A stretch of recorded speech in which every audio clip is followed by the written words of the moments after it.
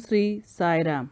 With the divine grace of Swami, I take the privilege to introduce Srimati Ratika Ramanathan, an orator and singer, going to speak about Vandanam and sing a Sai Bhajan. I pray Swami to give her health, wealth, peace, and prosperity. Jai Sai Ram. Om Shri Sai Ram. My humble pranams are the lotus feet. Dear brothers and sisters, at the outset, I am very, very thankful to our dear Lord, Sri Satya Sai Baba, because I am able to recognize that He is working on our spiritual progress through Sister Sai Geeta. It is truly an opportunity to develop ourselves in our spirituality, in our inner knowledge, and our well-being. Ever since she told me to speak on this particular subject, I realized that I have been thinking, analyzing, reading, listening to a lot of videos, audios, and pondering into the subject. So this has truly helped me to develop myself. Dear friends, before I forget, please like this video if you truly like it, and do share with your friends and subscribe so that you will be getting notifications whenever Sai Geeta uploads new videos. So, coming to my topic, today's topic, my topic is Vandanam. It is one of the Navavidha Bhaktis that has been described by our Bhagwan. Others being Shravanam, Kirtanam, Padasevanam, Archanam, and all. So, brothers and sisters, now we have two questions to ponder upon. Since it is said one of the Navavidha Bhakti, that means the first question is, what is Bhakti? In literal meaning, Bhakti is a kind of emotion that involves devotion or unconditional love towards God. Now, the question comes, who is God? Well, here is where Swami comes into the picture. He has a total different dimension and perception and meaning for this term God. He said, I am God. I know it. You are also God. You do not know about it. What does this mean? That means if Swami is God, I am also God. That means I am God, you are God, my friends around me, all are God. All living beings, all living creatures, all human beings are God around me. I have to see God, I have to see Swami in each and every person. I have to respect each and every person around me. So that is what he means. He will be the happiest if we pay respect to ourselves and everything around with reverence. Now the question is, what is Vandanam? Well, when we say Vandanam, we get an imaginary scene in our mind as somebody praying or bowing with folded hands in front of a statue or a picture. In India, we also call it as Namaskar. To add to its explanation, many times we do say Namaste as a mark of respect and greetings to our elders and neighbors. So it's a kind of gesture that depicts reverence.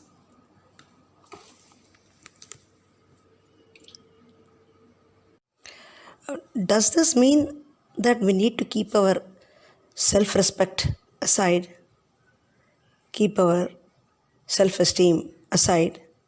No. It actually means to keep our ego aside, keep our arrogance aside, keep our anger aside, and still spread love, still spread good wishes to the other person. A small example I can relate is of the small plants, tiny plants, which sway according to the direction of the wind, and once the strong wind subsides, they stand erect again. Whereas a strong tree or plant tends to break and fall. So it is sometimes better to just sway according to the situation, spread love, and make the situation and atmosphere very strong, very friendly, very reliable. That is what Vandanam helps to be. I can relate one example from Satya Sai Charitram Tapovanam. A small incident is mentioned in which Swami tries to teach small gestures which help in life. So it so happened that there was a lady devotee who had come to Prashanti Nilayam along with her friends. As always, she also had her own problems. She also had her own confusions, and she just wanted to pour out her heart to Swami and seek his blessings. But invariably, it so happened that the gate, whichever they were passing on, they had to interact or meet with a particular Sevadal whom the team found very rude. They had to pass some harsh words to each other every time they passed, and this was causing a very disturbed mood for the team. With time, it so happened that they forgot about their problem, their confusion, and they wanted to complain about this Sevadal to Swami if ever they get an opportunity to talk to him, if they get an interview. And as always, as Swami plays games, this team was called for an interview. The whole set of friends were so happy, so excited, though anxious. They all ran and sat at his feet, gasping. They were very excited, very happy about the sparshanam and darshanam of Swami. Swami asked very smilingly and very innocently, yes, dear Bangarus, what do you want? Ask me. Here, the team, this lady who had her own problems on her own to talk to Swami, but the anger in her did not allow her to ask that, but it made her complain about that Sevadal to Swami. She said, Swami, that Sevadal, that gate, very rude. Swami asked, which one? That tall lady? Yes, Swami, same lady. He said, Bangaru, actually, I am also very scared of her. This small sentence, which Swami said very innocently, with a very smiling face, brought out laughter in the room and spread a mood of joy. Everybody was so happy. I mean, the Lord of the universe is talking like a simple man. Isn't this a great gesture? Now, this topic stopped here, and Swami did after that asked them about the general discussions, and said, okay, all will be fine. You all can go back home. Now, the next day, the same team, same lady passed the same gate and had to interact with the same Sevadal. And the Sevadal was, as always, slightly very strict and very rude. But our devotee had a change of approach. She was reminded of Swami's innocent reply that he was also scared, and that brought a sort of smile on her face, and she smiled at Sevadal and said Sai Ram. She passed on the greetings of Vandanam with smile and Sai Ram. Now this smile of Vandanam is so infectious, so contagious. It's so miraculous, that so magical that the Sevadal also smiled back. Now, every day this happened, same smile, same responding with smile, same Sai Ram with smile, and same responding with Sai Ram with smile. And over a period of time, both became friends, and the rudeness had completely vanished. The anger had completely vanished. Now, what Swami wants to teach with this Vandanam is this bhakti. One of the Navavidha Bhakti Vandanam is, once we develop with effort, consciously, with effort, all these kinds of different bhavas of bhakti, be it Vandanam or Archanam or Smaranam, whatever, what happens is automatically the positive values, human values like helping, sharing, passing on greetings, everything develops. And the Rakshasa gunas like vengeance, anger, complaining about others, jealousy, greed, all these factors automatically get diminished. They get deleted, they get eradicated subconsciously, automatically. No effort. The effort is put in the bhakti bhavam, but the other bad qualities get eradicated and the positive values of human life, the requirement of life, for life, develop.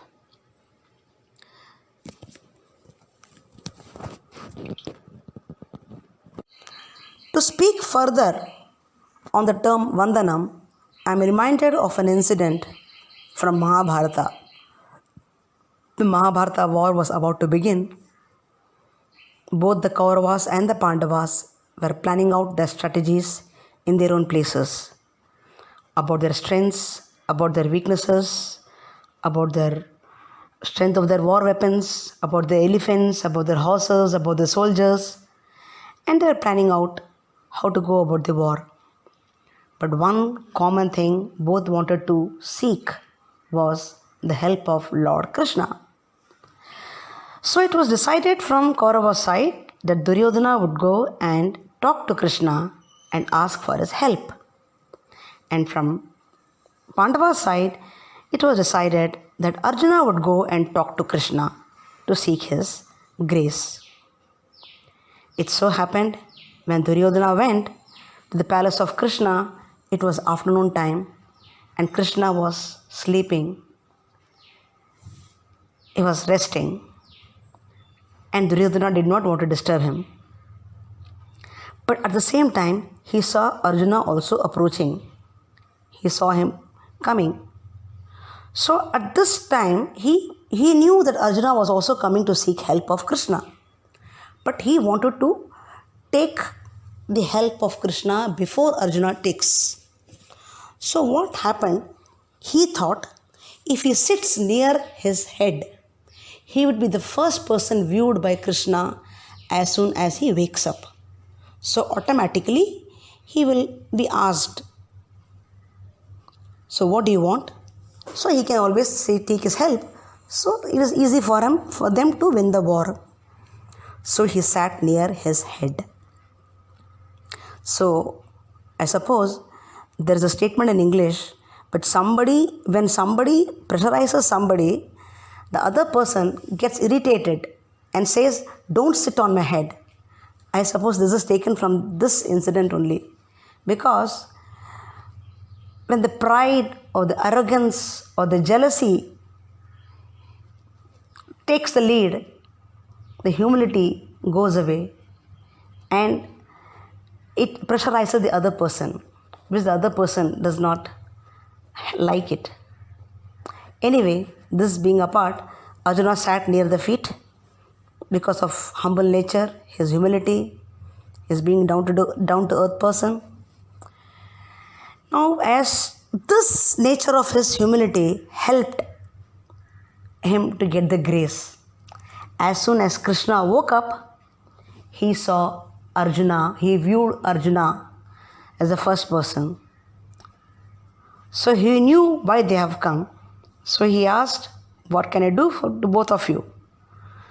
They said, we have come here to take your help for the war.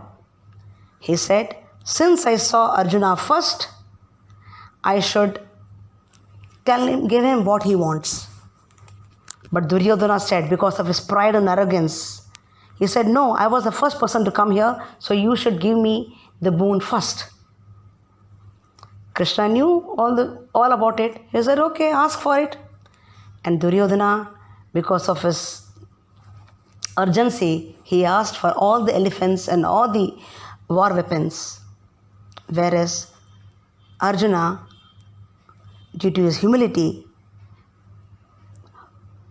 paid his obeisance with Vandanam and asked for God's grace, asked Krishna to be with them always. And this humility helped him to win the grace of the Lord and win the war.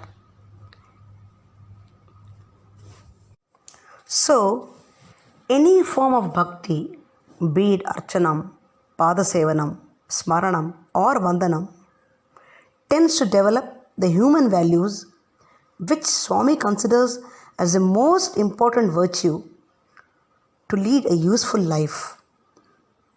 So, bhakti, that is love and devotion, is to be extended and spread to everyone around us, every creature around us, and see God in all.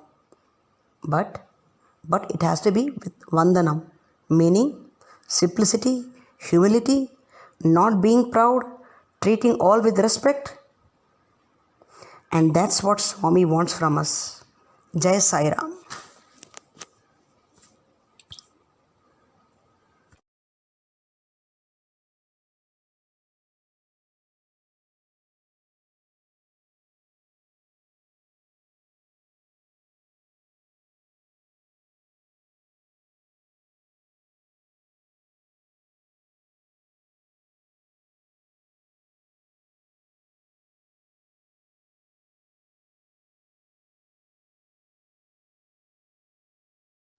साक्षात परब्रह्म साई, गुरुवंदना सत्य साई।